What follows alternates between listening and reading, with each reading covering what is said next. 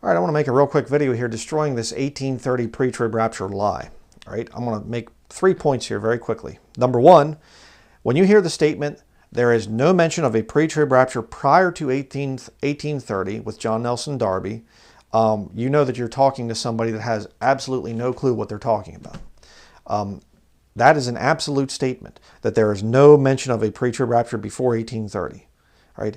To make a statement like that, you would have to have read everything that's ever been printed or written by hand by a Christian. You'd have to talk to every single one, every Christian that's ever lived prior to 1830. Okay? You can't make a statement like that. That's an absolute statement that requires 100% absolute proof. And you don't have that. So somebody makes that kind of a statement and they can say, well, you know, there's nobody mentioned it before 1830. You don't know that. You can't prove that. Point number two, they'll say, the church has always been post-trib. Well, that's partially true, but you need to define what church you're talking about. This one, the Roman Catholic Church, has always taught that the church would go through a final time of purification. And I've proved this in so many different videos, but you can look it up yourself.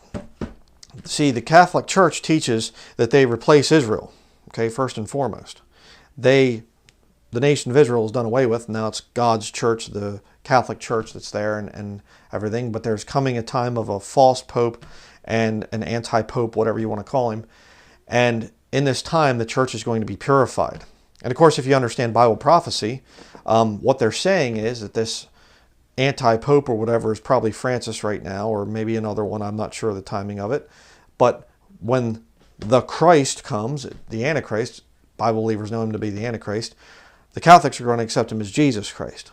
And then the whole world's going to go back to a pre-Vatican II type Catholicism, very radical Catholicism that's going to seek to go out and destroy pretty much everybody else and forcibly convert everybody. And they will be getting along with the nation of Israel, the Jews, for the first 3.5 years of the time of Jacob's trouble. I believe that. And then the Antichrist is going to cause the sacrifice and oblation to cease, and he's going to set himself up in the temple to be worshipped, all right, as the ultimate pope. All right. So that's what we believe as Bible-believing Christians. But you see, when somebody comes out and they say there's no pre-trib rapture, the church was never pre-trib. This is what they're referring to right here. Again, ask them. Ask them. They say, oh, the church has always been, okay, what are the writings?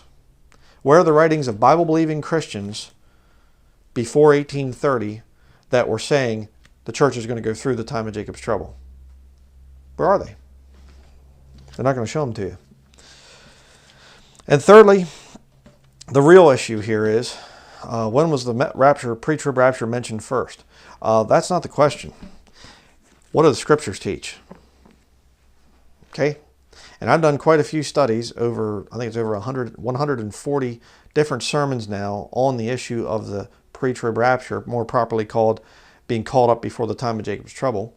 And I've done a lot of studies. And I've gone over every single point that's ever been raised by any post-tribber, post-trib, pre-wrath, whatever else.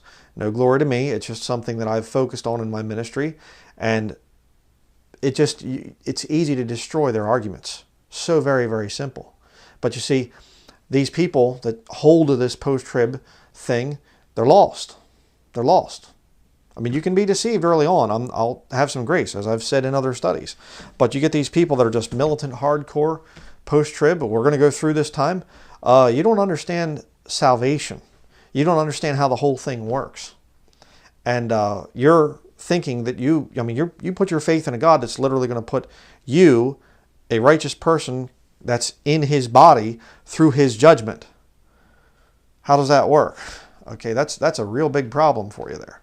And another point I want to raise on this whole post-trib thing is, post-tribism, I've dealt with these people for many, many years.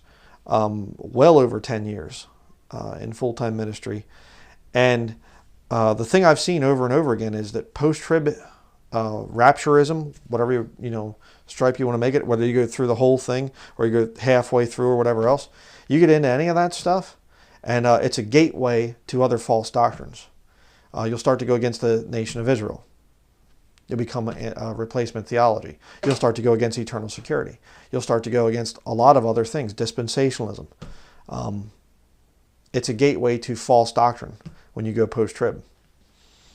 So whenever you hear somebody bring up this thing of, oh, there was no mention before 1830, they've already lost the argument. Okay? You say, well, the scriptures are my authority, not who said what. So watch out for that argument. Don't fall for the lies of the post-trib crowd.